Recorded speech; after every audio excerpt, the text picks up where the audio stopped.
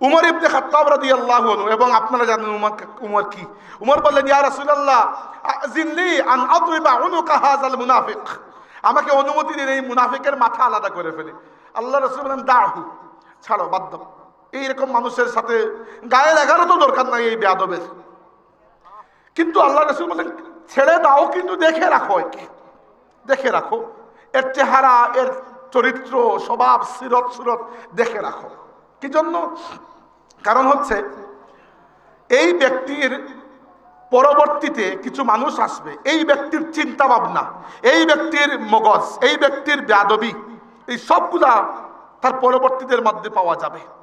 এদের বৈশিষ্ট্য হবে যে তাখুযুনা সালাতাকুম মা সালাতিহিম ওয়া সিয়ামাকুম মা সিয়ামিহিম।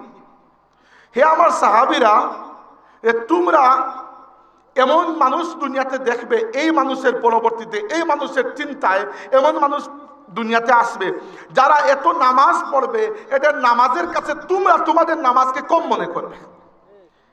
বাহ্যিকভাবে এত রোজা রাখবে যে এদের রোজার কাছে তোমরা তোমাদের রোজাকে কম মনে করবে।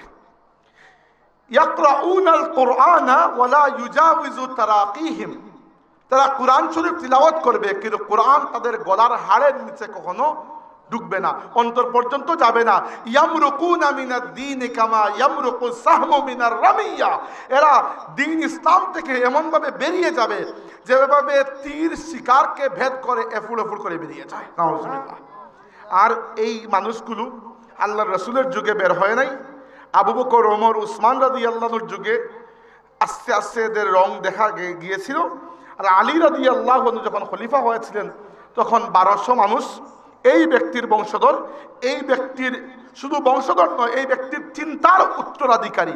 তারা আলী রাদিয়াল্লাহু আনহু এবং সমস্ত সাহাবায়ে কেরামকে কাফির ফতোয়া দিয়ে তারা বেরিয়ে গেছে ইসলাম থেকে।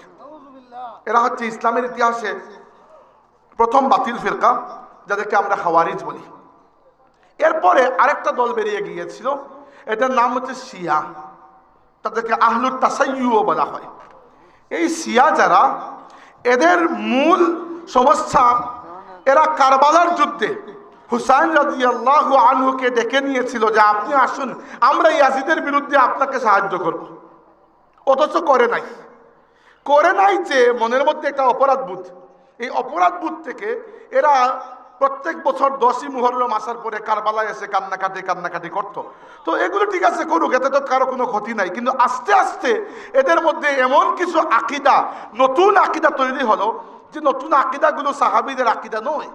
যেমন তারা বলতে শুরু করলো যে আল্লাহর রাসূলের সাহাবীদেরকে মানা যাবে না, বরং মানতে হবে শুধুমাত্র আল্লাহর নবীর পরিবারের সদস্যদেরকে। ঠিক আছে, এতটুকু বলা পর্যন্ত যদি তারা বলে আমরা মানলাম, ঠিক আছে, তোমরা তোমারটা মানো, আমরা আমাদেরটা। কিন্তু আস্তে আস্তে তারা আল্লাহর রাসূলের সাহাবী আলী রাদিয়াল্লাহু আনহু এবং আলী রাদিয়াল্লাহু আনহুর পরিবার ছাড়া অন্যান্য সাহাবীদেরকে কাফির বলতে শুরু করে দিল।